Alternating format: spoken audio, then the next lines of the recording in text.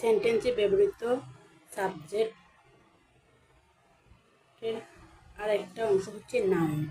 Noun subject হিসেবে ব্যবহৃত হয়। নাউন কি? নাউন হচ্ছে কোনো কিছুর নাম, কোনো কিছুর নামকেই নাউন বলে। যেটা হতে পারে কোনো ব্যক্তির নাম অথবা বস্তুর নাম অথবা স্থানের নাম। সেই নাউনকে আমরা হচ্ছে 5 ভাগে ভাগ করি। হচ্ছে নাউনকে 5 ভাগে ভাগ করি: proper noun, common noun, common noun, collective noun, material noun, abstract noun. Proper noun কি? প্রপার নাউন হচ্ছে কোনো ব্যক্তি বা বস্তুর স্থানের, কোনো ব্যক্তির নাম অথবা কোনো স্থানের নাম অথবা কোনো বস্তুর ব্যক্তির নাম অথবা স্থানের নাম। যেমন ঢাকা, ঢাকা একটা প্লেস, রহিম একজন ব্যক্তির নাম। কমন নাউন, কমন নাউন হচ্ছে এমন একটা নাউন যে হচ্ছে একটা ওয়ার্ড দিয়ে সমগ্র জাতিকে বোঝানো হয়। যেমন হচ্ছে ফর এক্সাম্পল যদি বলি ডগ, কুকুর, কুকুর বলতে সমগ্র কুকুরকে বোঝানো হয়, কিন্তু ওয়ার্ড একটাই। প্রফেসর, শিক্ষক, উনি হচ্ছে সমগ্র শিক্ষক জাতিকে বোঝানো হয়েছে, কিন্তু ওয়ার্ড একটাই। কালেকটিভ নাউন, কালেকটিভ নাউন হচ্ছে কতগুলো group of word. Collective noun হচ্ছে এমন একটা ওয়ার্ড, একটা ওয়ার্ড যে ওয়ার্ডটি দিয়ে যাদেরকে নিয়ে গঠিত শুধু তাদেরকে বোঝানো হয়। ফর এক্সাম্পল যদি বলি যে আর্মি অথবা টিম, আর্মি অথবা টিম। এখন টিম বলতে আমরা নর্মালি জানি যে একটা টিমে 10 থেকে 11 জন থাকে। ওই টিম বলতে এই 10 থেকে 11 জন মেম্বারকে বোঝানো হয়। অথবা আর্মি, আর্মি বলতে এই আর্মিদের মধ্যে যে মেম্বারগুলো থাকে শুধু ওইগুলোকে শুধু বোঝানো হয়, অন্য এর বাহিরে কাউকে না। কিন্তু এখানে কমন আর কালেকটিভের মধ্যে একটু পার্থক্য রাখি। কমন হচ্ছে একটাই ওয়ার্ড, যে ওয়ার্ডের সম্বন্ধে জাতিকে বোঝানো হয়। আর কালেকটিভ হচ্ছে গ্রুপ অফ ওয়ার্ড, ওই সমগ্রকে বোঝানো হয় যে সমগ্রতে গঠিত হয়। ম্যাটেরিয়াল নাউন, ম্যাটেরিয়াল নাউন হচ্ছে বস্তু, বস্তুর নাম। Chair, table, wood, sand. Abstract হচ্ছে যেটা হচ্ছে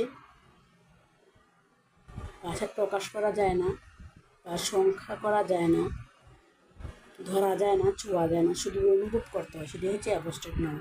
যেমন হচ্ছে লাভ, অনেস্টি, একজন মানুষের সততা, বা চ্যারিটি, তার মহানুভবতা, তার ডেমোক্রেসি, স্বাধীনতা, এগুলো কখনোই আমরা কাউন্ট করতে পারি না, শুধু আমরা সেটা ফিল করতে পারি, অনুভব করতে পারি, সেটাই হচ্ছে অ্যাবস্ট্রাক্ট নাউন।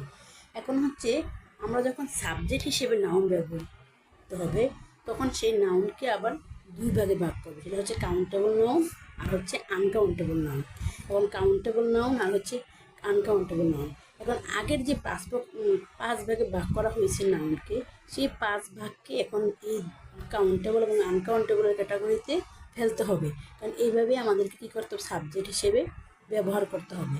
এখন 5 ভাগের প্রপার নাউন, কাউন্টেবল, তারপর হচ্ছে collective noun, material noun. Uncountable হচ্ছে কি? Common noun, abstract noun, material noun. ঠিক আছে? যেমন প্রপার নাউন, যদি কোনো একটা ব্যক্তি বা স্থানের নাম বলি, ঠিক আছে, এটা একজন ব্যক্তি হতে পারে, 2 জন ব্যক্তি হতে পারে, তার এক অধিক হতে পারে, বস্তুর সেম। ঠিক আছে? তাহলে কাউন্টেবল নাউন, আনকাউন্টেবল নাউন কেন ভাগ করছে? আনকাউন্টেবল হচ্ছে সিঙ্গুলার এবং প্লুরাল দুটাই বোঝায়, কিন্তু আনকাউন্টেবল নাউন শুধু সিঙ্গুলার বোঝায়, শুধু সিঙ্গুলার বোঝায়।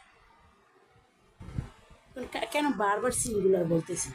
প্লুরাল, এই যে আগে যে আমরা নাম্বার পড়ছি সিঙ্গুলার এবং প্লুরাল, কেন? আমরা জানি যে সাবজেক্ট হিসেবে যদি সাবজেক্টটা যদি সিঙ্গুলার ব্যবহার করা হয়, আমাদের পরবর্তী ভার্বটা সিঙ্গুলার হয়, সাবজেক্টটা প্লুরাল হলে পরবর্তী ভার্বটাও প্লুরাল হয়।